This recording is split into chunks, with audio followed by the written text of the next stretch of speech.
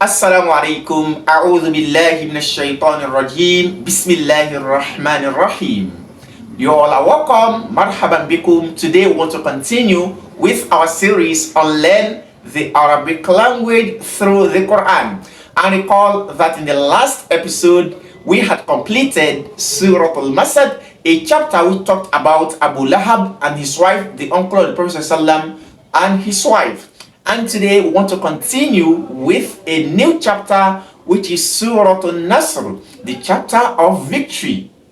And as usual, we begin by bringing the verse of this surah, then explaining each of the verses, each of the words found in the verse, their grammatical functions, and how we can use some of these words in our day in, day out conversations. Are you ready? Let's dive in.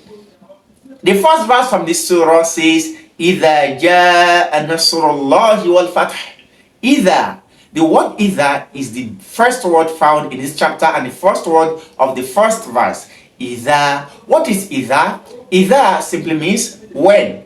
It could also be used to mean if. So here we have it to mean either when. So either grammatically it is called ظرف الزمان, that which means adverb of time. You know, in English you have adverb of place, adverb of time, and the other adverbs that we have. So here إذا means ظرف الزمان, and it is also called شرطي, that is a conditional word. This word, whenever it comes, it means it is stating a condition which will require a response. Like when I say إذا جاء, when he comes, إذا جاء, when he comes, there should be a response and the result. That means what will happen after he comes. So here we have إذا, when.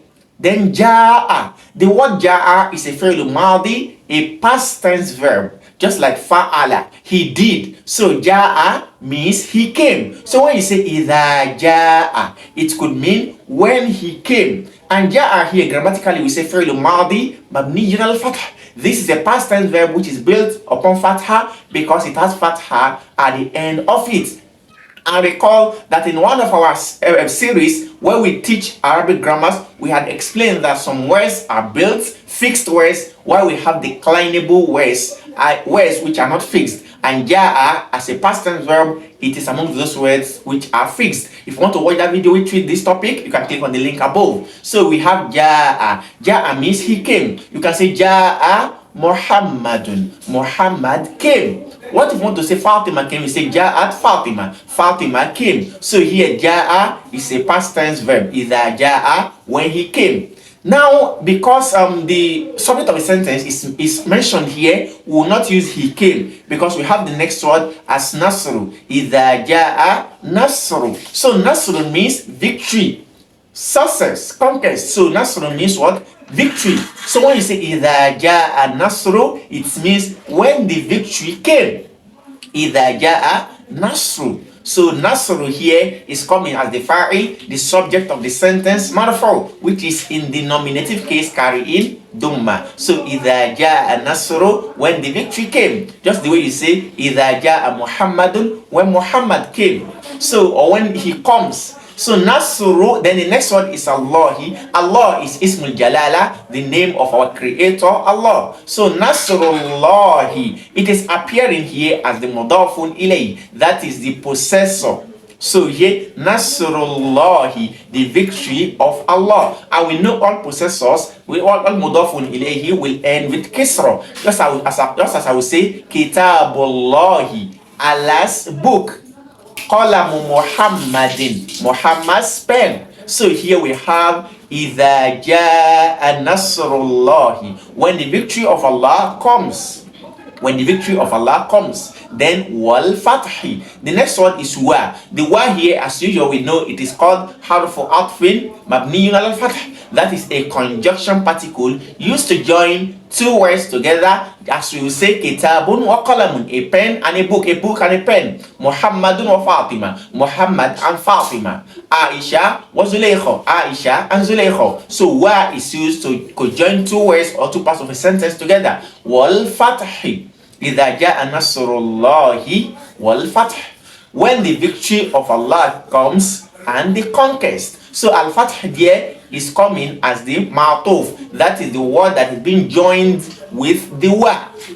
So إِذَا جَاءَ نَصْرُ اللَّهِ وَالْفَتْحُ, when the victory of Allah comes and the conquest. Here al-Fath, which means conquest, opening, it is referring to the conquest of Mecca, which happened in the 8th year of Hijrah, of migration of Prophet from Mecca to Medina. This was when this occurrence occurred or happened. So Allah is saying that إِذَا جَاءَ نَصْرُ اللَّهِ وَالْفَتْحُ, when the victory of Allah comes and the conquest. وَرَأَيْتَ, now we can see another word, and this word we have said it earlier, had for having a conjunction particle.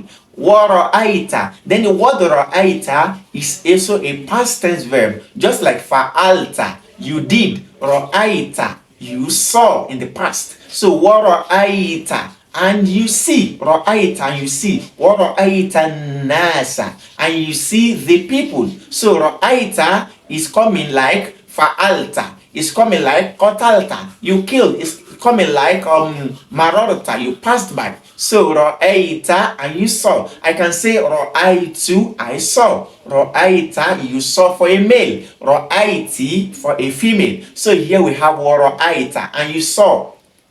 Ra'ayta nasa. The next one is anas. Anas means people. That's why you hear the Imam saying, Ya ayyuhan nas, oh you people, oh you mankind. In the Quran, Allah subhanahu wa ta'ala will say in a lot of places, Ya ayyuhan nasu taku rabbakum, oh you people, fear Lord. Ya ayyuhan nasu taku rabbakum until the end. So anas means people, but here anas is coming as the object of the sentence. That is why it is ending with fatha.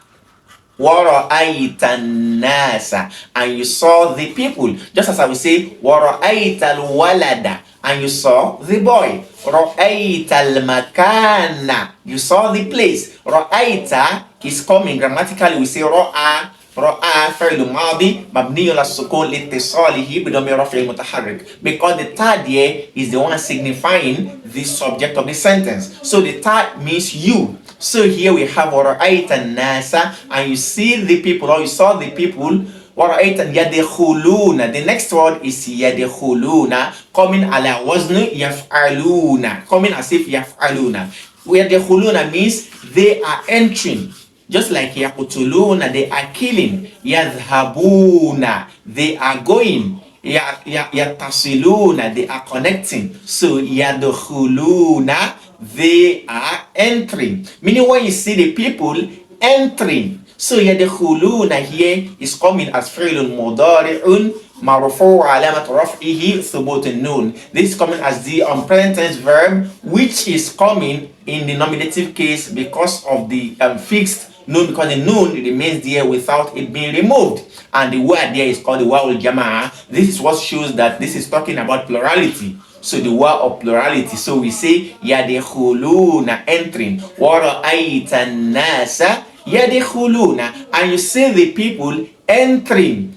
Wara'ayta nasa yadkhuluna, you see the people entering. Fi, the fi here means in, and this is a harfu jarring, a preposition which changes the word coming after it into the genitive case carrying kisra. So when you have fi and al-kitab, you say fil kitabi. Fi and al-qalam, you say fil qalami, in the pen, in the book. This is coming at harful jar. So fi wa ra'ayta an-nasa fi, and you see people yadkhuluna fi, entering into dinillahi. Din there means religion. So ad-din means what? The religion. That's what Allah said, inna dina inda Allahi al-Islam. The religion with Allah is al-Islam. So وَرَأَيْتَ النَّاسَ يَدْخُلُونَ فِي دِينِ اللَّهِ, and you see people entering into the religion of Allah. Fi dinillahi, into the religion of Allah. Then afwaja, in the condition of they are entering in group. Jama'atin tilwa jama'at, or jama'atin kathiratan tilwa jama'at, and groups, plenty groups coming after one another. They are coming in crowds. So this is really the condition with which people will be entering into the religion of Allah when the victory has been granted and the conquest of Makkah happened. So after that, a lot of people started believing in the religion of Islam, coming in crowds. So, وَرَأَيْتَ النَّاسَ يَدْخُلُونَ فِي دِينِ اللَّهِ أَفْوَاجًا. And you see the people entering into the religion of Allah in crowds. So afwajan here is coming as hal mansub wa alamat nasbihi al fatat al as it is coming as hal. That is the condition with which people perform the action. So we can say ja'a rajul sari, and the boy came rushing, as in fast. So this is the condition with which he comes. So wara'aita an-nasa yadkhuluna fi dinillahi afwaja fasabbih. So the fa here is coming as the response to what we have said earlier, that when the victory of Allah has come and the conquest, and you see people entering the religion of your Lord, of Allah, in crowds, what would be the next thing? The result will be that you fasabbih, then praise your Lord. So sabbih there is fi'lu amrin, that is a command tense from the word sabbaha. He praised or he glorified. Yusabbihu, he is glorifying. Then sabbih, glorify. So sabbih means what? Glorify. Fasabbih, then glorify. So fa means then. Fasabbih, glorify. Bihamdi. So bihamdi is also a two-in-one word. The first word is bi, and the bi there is also harfu jarrin, a preposition just like fi, which changes the next word to carry kisra. So bi means what? With. Fasabbih, glorify. Be with hamdi. Hamdi means what? Praise. Hamdu means praise. That's why Allah says Alhamdulillahi Rabbil Alameen. All praise belongs to Allah, Lord of the universe. So hamdun means praise. So glorify with the praise. Bihamdi Rabbika, with the praise of your Lord. So Rabbika is also a two-in-one word. The first word is Rabbun, which means Lord. Then ka there means you or your. So ka there is coming as Domiru Muttasil, an attached pronoun. So fasabbih bihamdi Rabbika, glorify with the praise of your Lord. Fasabbih rabbika was tagfiruhu, and the wa we already know the meaning. And istagfir, seek forgiveness. Allah said wastagfiru rabbakum innahu kana ghaffara, and seek the forgiveness of your Lord. He's always ready to accept the repentance, to accept to forgive you. So wastagfiruhu, istagfir here is also coming as command tense. Istagfir like istaf'il. So istagfir and seek forgiveness, istagfiruhu, and seek his forgiveness. So the who there is the attached pronoun for the al-ghaib, for the third person male singular. So wastagfiruhu, and seek his forgiveness. Innahu, indeed he. So inna is harf tawqid, that is a particle of emphasis. So inna, indeed. Who, indeed he, Allah. Innahu, indeed he. Kana, tawaba, is often forgiving. So tawaba, often forgiving. So Allah subhanahu wa ta'ala forgives a lot. So let's take the verse again. إِذَا جَاءَ نَصْرُ اللَّهِ وَالْفَتْحِ, when the victory of Allah has come and the conquest. وَرَأَيْتَ النَّاسَ يَدْخُلُونَ فِي دِينِ اللَّهِ أَفْوَاجًا, and you see the people entering into the religion of Allah in crowds. فَسَبِّحْ, then glorify. بِحَمْدِ رَبِّكَ, with the praise of your Lord.